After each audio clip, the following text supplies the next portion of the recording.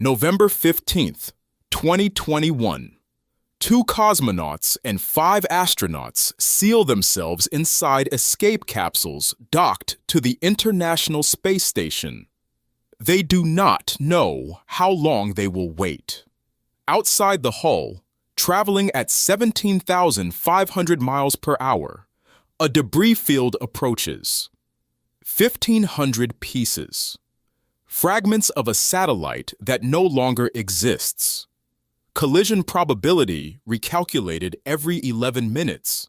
This is not the first time. It will not be the last. Astronaut Raja Chari later described waiting inside the Crew Dragon capsule in full flight suit, listening to silence between updates from Houston. "You run through the sequence in your head," he said. "Undock, orient, burn, survive re-entry. You hope you don't have to." They did not have to, that time. But here is what makes that day different. The debris field was not an accident. 13 days earlier, Russia conducted an anti-satellite weapons test, destroying Cosmos 1408 and generating a shrapnel cloud that will remain in orbit for decades. NASA called it reckless. Russia said it posed no danger. Both statements cannot be true. But the weapon test is not the crisis. It is a symptom. What surrounds our planet right now, what has been quietly accumulating for 60 years, is something larger, faster, and more permanent than any single event. The people who track it do not use the word sustainable anymore when describing low Earth orbit. They use a different phrase now: cascade failure. To understand what that means, you need to understand what happened in February 2009 over Siberia at 490 miles altitude. And you need to understand why the mathematical model that predicted it was ignored for 30 years. What is happening in Earth's orbit is not a future problem. It is already unfolding. February 10th, 2009, 4:56 p.m. UTC. Two objects weighing 1,700 pounds combined collide over northern Siberia. Iridium-33, an active commercial communications satellite serving customers across the northern hemisphere. Cosmos, 2,251, a defunct Russian military satellite, dead for over a decade, tumbling uncontrolled. Relative velocity at impact, 26,000 miles per hour. There is no explosion in the Hollywood sense. What happens is called hypervelocity fragmentation. At those speeds, solid metal vaporizes and shatters. Both satellites disintegrate. The U.S. Space Surveillance Network eventually catalogs 2,296 trackable fragments larger than 4 inches. The word trackable is doing a lot of work.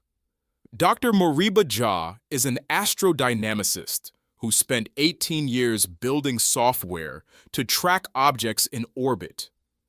He worked for NASA's Jet Propulsion Laboratory and now runs Astriograph at the University of Texas, a platform mapping everything humanity has put into space.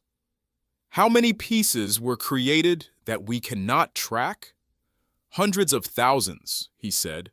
Possibly more. We only track what we can see, with ground radar or optical telescopes.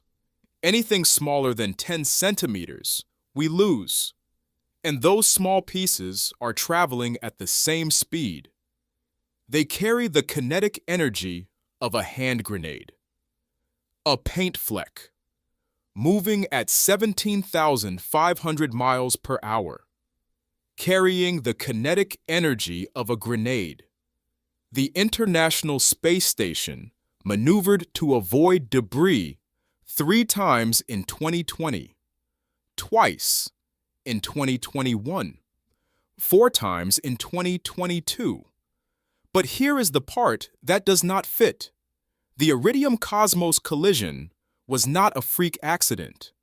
It was statistically inevitable, and the man who predicted it had been warning people since 1978. His name was Donald J. Kessler, a NASA astrophysicist at Johnson Space Center modeling orbital debris. In 1978, Kessler and Burton Core-Pillay published Collision Frequency of Artificial Satellites, the Creation of a Debris Belt. The paper introduced Kessler syndrome. Every collision creates fragments. Fragments remain in orbit at hypervelocity. Each fragment becomes a potential projectile. When fragments hit objects, they create more fragments, more collisions, more fragments, exponential growth, a feedback loop, a cascade. Kessler's model predicted that once object density in certain orbits reached critical threshold, collisions would become self-sustaining.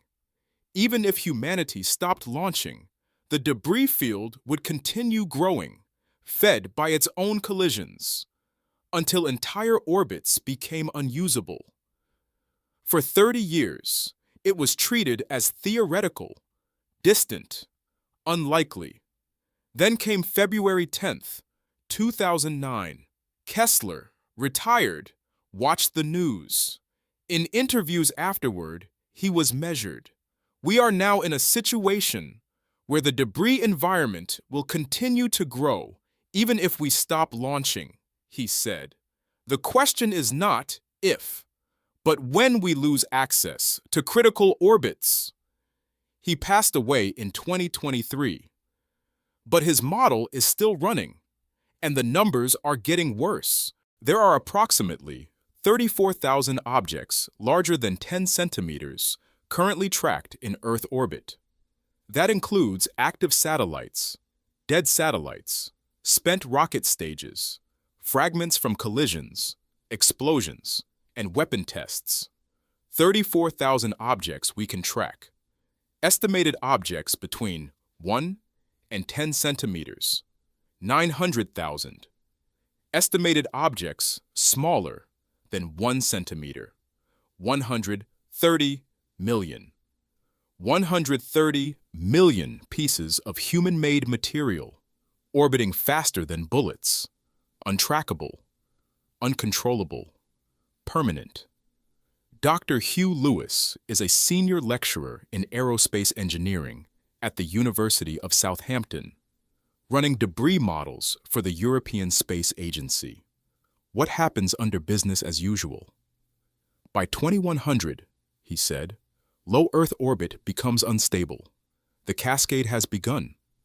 Collisions generate more collisions. Debris population grows faster than we can mitigate it, even with perfect compliance on new launches. Perfect compliance means every satellite deorbits responsibly at end of life. Every rocket stage is passivated. Every launch adheres to the 25-year rule. The compliance data. As of 2022, only 25% of satellites comply with the 25-year deorbit guideline. 3/4 are not meeting minimum standards. No enforcement. No international treaty with teeth. Just guidelines. And launch rates are accelerating. In 2018, SpaceX began launching Starlink. The goal? A mega constellation of internet satellites. Current FCC filing permits SpaceX to operate up to 42,000 satellites. As of May 2024, more than 5,000 Starlink satellites are in orbit. Amazon's Project Kuiper, 3,200 satellites. OneWeb, hundreds. China, 13,000 satellites planned. If current filings are fulfilled, There will be 100,000 active satellites in low Earth orbit within a decade. For context, from Sputnik in 1957 until 2018, we launched approximately 8,000 satellites total. We are increasing orbital population by an order of magnitude in 10 years. Dr. Moriba Jah, we are treating low Earth orbit like a gold rush. First come, first served.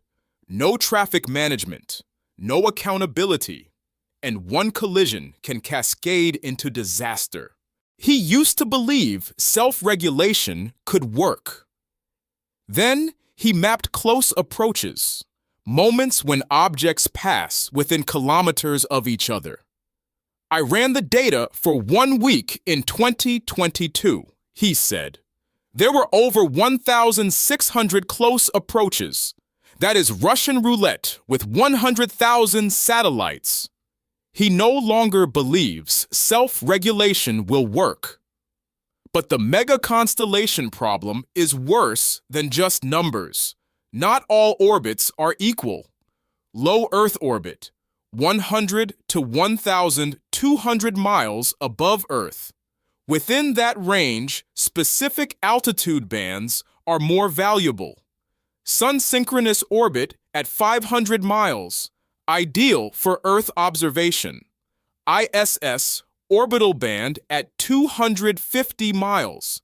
Atmospheric drag naturally deorbits debris over time.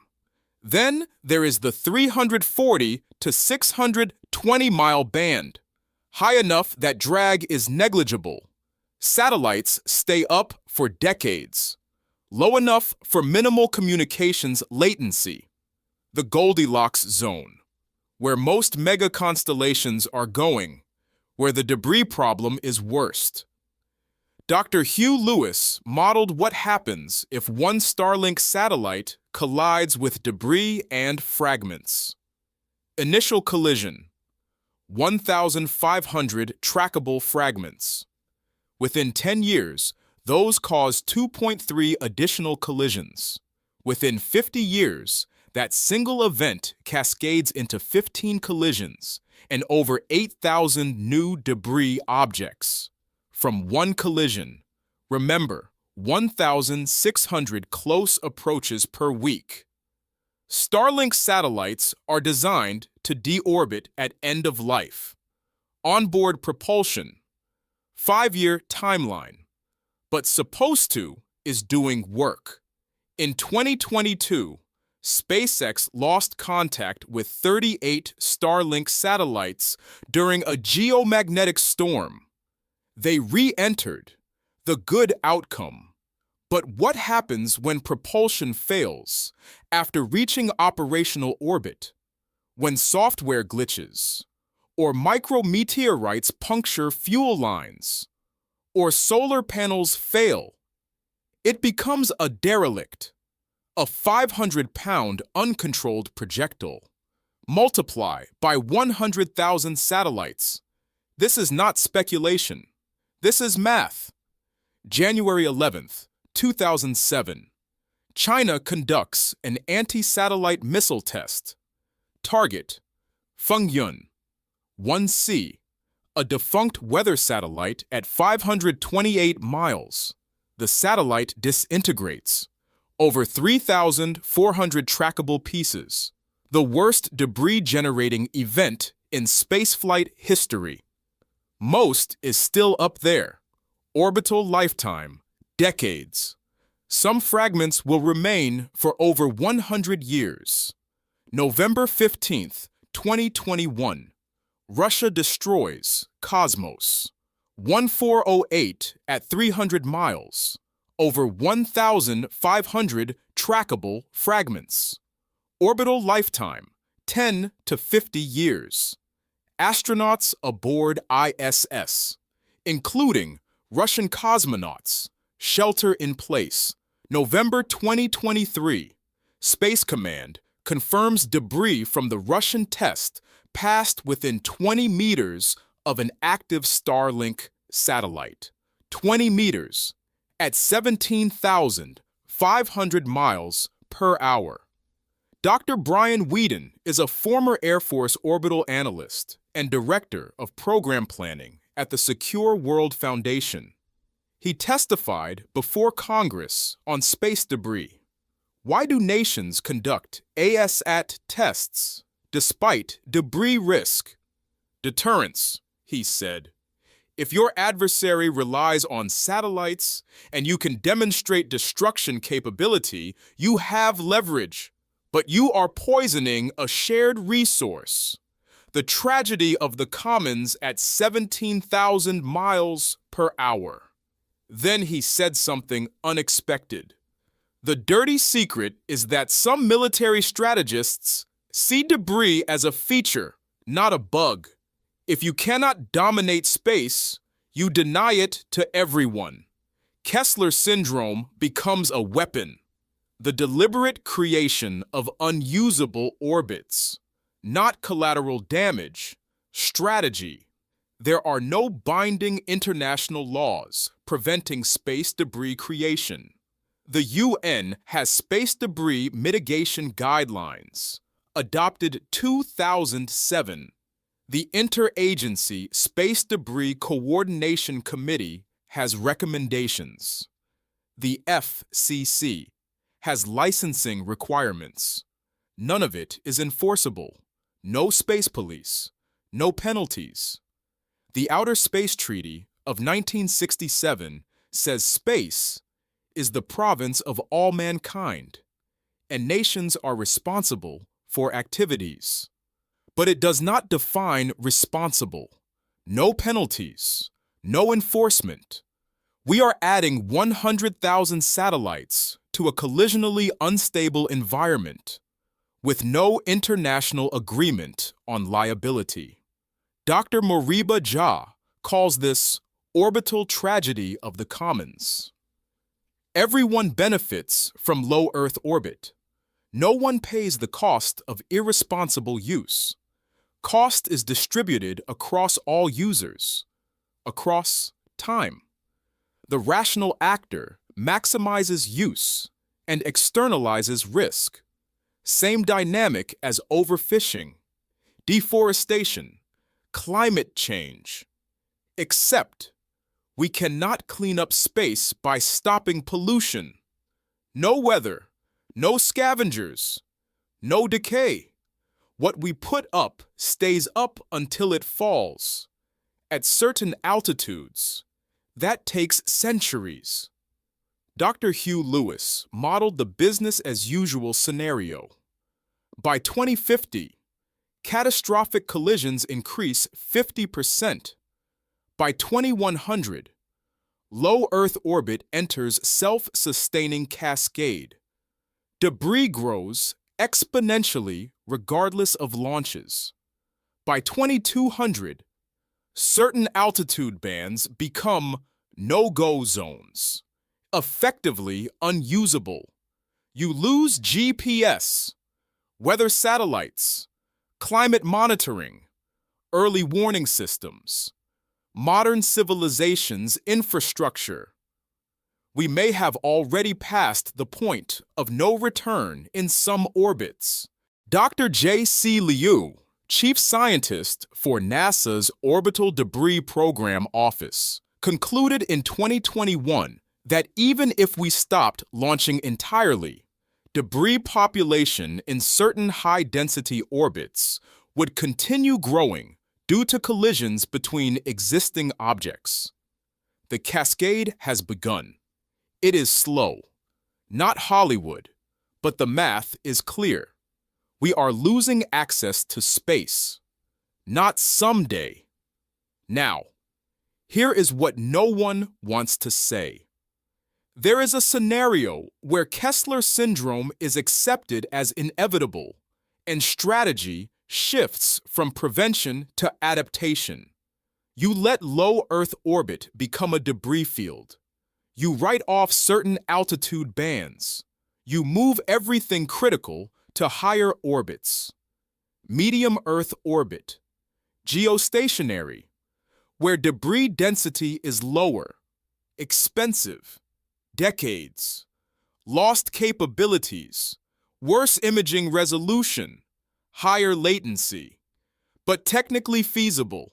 Some analysts believe this is already the unspoken plan.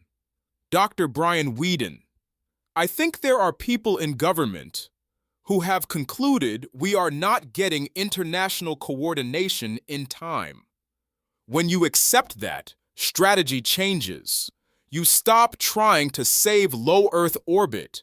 You plan for its loss. Not the right choice, a choice being considered, but that choice means you lose real-time, high-resolution Earth observation, ice melt monitoring, deforestation tracking, illegal fishing detection, troop movements, volcanic eruptions, hurricanes. You lose low-latency satellite internet. You lose rapid response reconnaissance. You lose scientific platforms, ISS, Hubble, operating in accessible low Earth orbit. And you accept that for 200 years, there is a shell of shrapnel around Earth, making launches harder and more dangerous. You accept future generations pay the cost for our failure. This is the unspoken calculation, happening now, in offices you will never see, by people whose names you will never know. The crisis in Earth's orbit is not distant. It is happening now.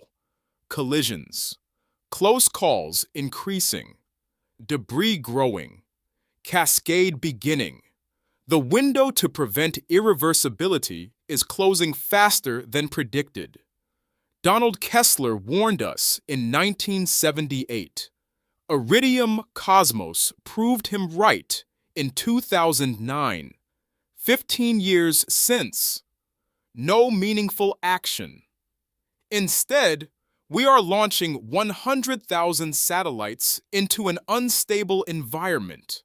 The scientists tracking this are not optimistic. They are watching the numbers. What happens to a civilization that loses access to space around its own planet? Not from war, not natural disaster, from a tragedy of the commons we saw coming and chose not to prevent.